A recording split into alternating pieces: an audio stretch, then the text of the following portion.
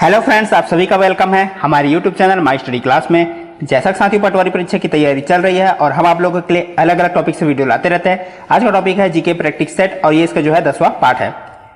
साथियों आज की जो प्रैक्टिस सेट में रहेगा भारत भूगोल जीके से जो है 10 प्रश्न, संविधान जीके से 10 प्रश्न और भारतीय इतिहास जीके से 10 प्रश्न। तो चलिए साथियों वीडियो की शुरुआत करते हैं। अगर आपने इससे रिलेटेड जो पिछला वीडियो नहीं देखा है तो आप जो है वीडियो की डिस्क्रिप्शन में जा सकते हो, जहां पर आपको पिछला वीडियो का सारा लिंक मिल जाएगा और अलग अलग टॉपिक का भी आपको वीडियो का लिंक मिलेगा। तो चलिए आज के वीडियो की हम शुरुआत करते हैं। तो देखते हैं आज का पहला प्रश्न जो भूगोल से है। ठीक है साथियों, यहाँ पे भूगोल का प्रैक्टिस सेट है। तो निम्नलिखित में से कौन सा जोड़ा सही नहीं है?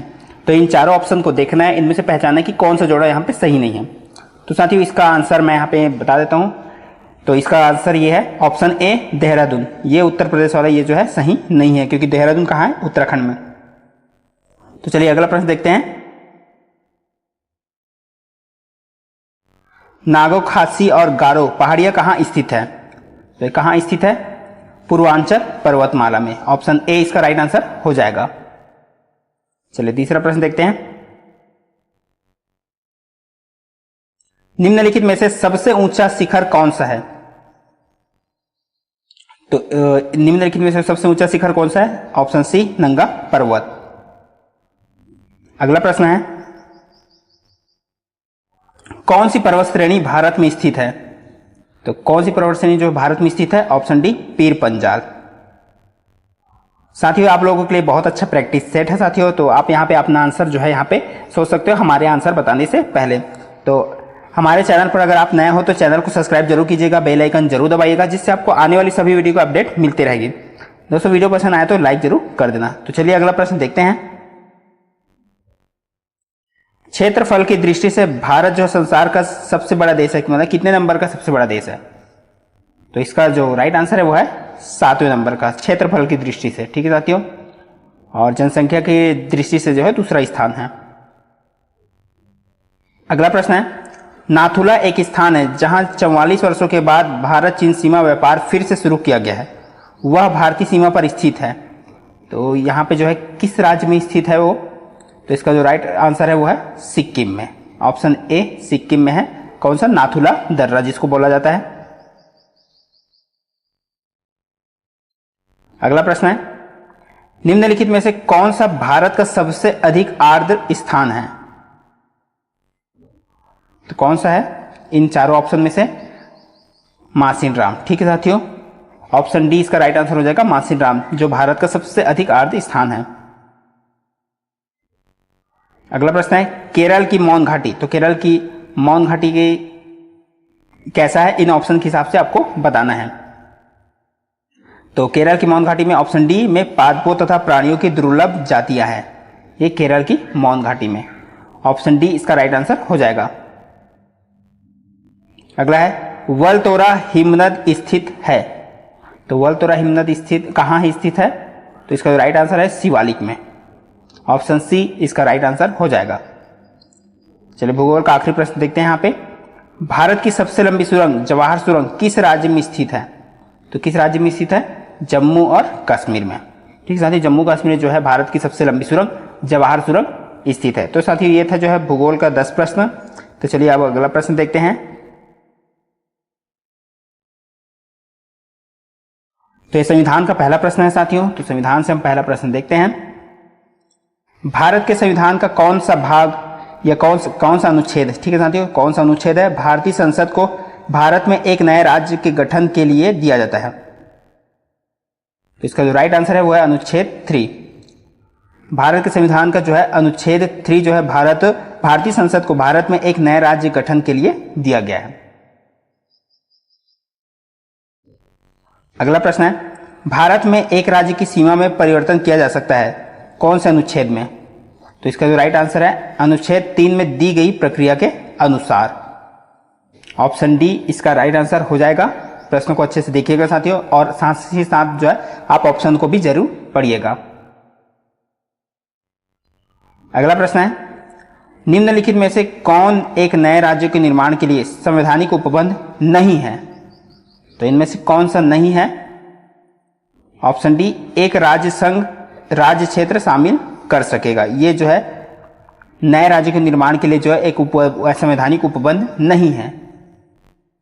ऑप्शन डी इसका राइट आंसर हो जाएगा। चलिए अगला प्रश्न देखते हैं।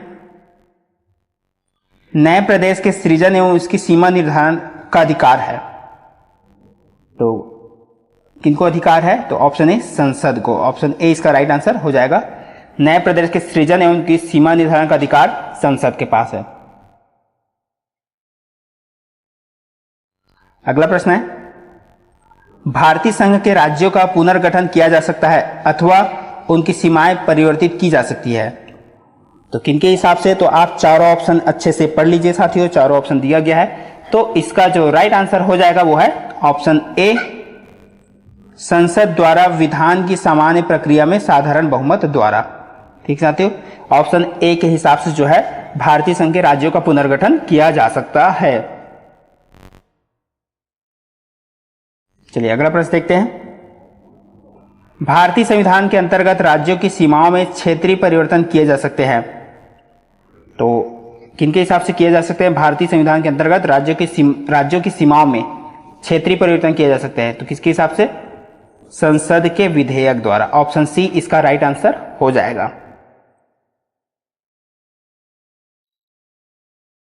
चलिए अगला प्रश्न देखते हैं। एक विद्यमान राज्य की सीमा को परिवर्तित कर एक नवीन राज्य को बनाने की दृष्टि से 3 उपकरणों की आवश्यकता होती है, वे हैं। तो साथियों यहाँ पे जो है ये संविधान से प्रश्न है, तो यहाँ का जो ऑप्शन है वो आप जरूर पढ़िएगा साथियों, वीडियो को रोक कर जरूर पढ़िए, लेकिन पढ़िए जरूर। तो यहाँ पे मैं इसका राइट आंसर बता देता हूं, राष्ट्रपति, संसद तथा संबंधित राज्य का विधान मंडल।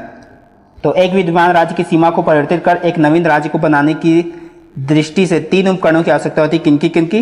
राष्ट्रपति, संसद और संबंधित राज्य का विधान मंडल। चलिए अगला प्रश्न देखते हैं। भारत में नए राज्य का गठन खाली स्थान से होता है, तो भारत में नए राज्य का गठन जो है ऑप्शन बी सरल बहुमत से होता है।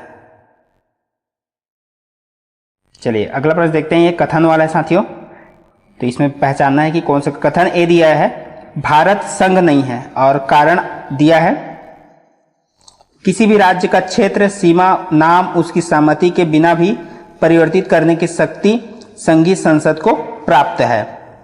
तो अब जो है कथन भी देख लिया और कारण भी देख लिया। अब यहाँ पे देखना है कि कौन सा कथन सही है और क्या कारण जो है कथन की सही व्याख्या करता है या नहीं करता है। तो आप इसको जो है रोक कर जरूर पढ़िए साथियों, इस तरह के प्रश्न जो अक्सर पूछे जाते हैं।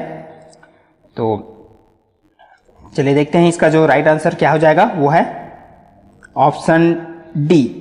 ये राइट आंसर हो जाएगा। ए गलत है और आर सही है। ठीक है साथियों, भारत संघ नहीं है बोला गया है, तो ए जो है पूर्णतः गलत है। ठीक है साथियों, ऑप्शन डी इसका राइट आंसर हो जाएगा। ए गलत है क्योंकि भारत संघ है और भारत जो है राज्यों का संघ है। ठीक है साथियों, इस तरह कहा जाता है भारत राज्यों का संघ है, तो यहाँ पे संघ नहीं बोला गया, तो कथन जो है ए गलत है और यहाँ पे आर सही है। ठीक है साथियों, तो चलिए अगला प्रश्न देखते हैं। भाषाई प्रांतीय आयोग का गठन जून 1948 में किसकी अध्यक्षता में की गई थी? तो किसकी अध्यक्षता में की गई थी? ऑप्शन सी एस के धर।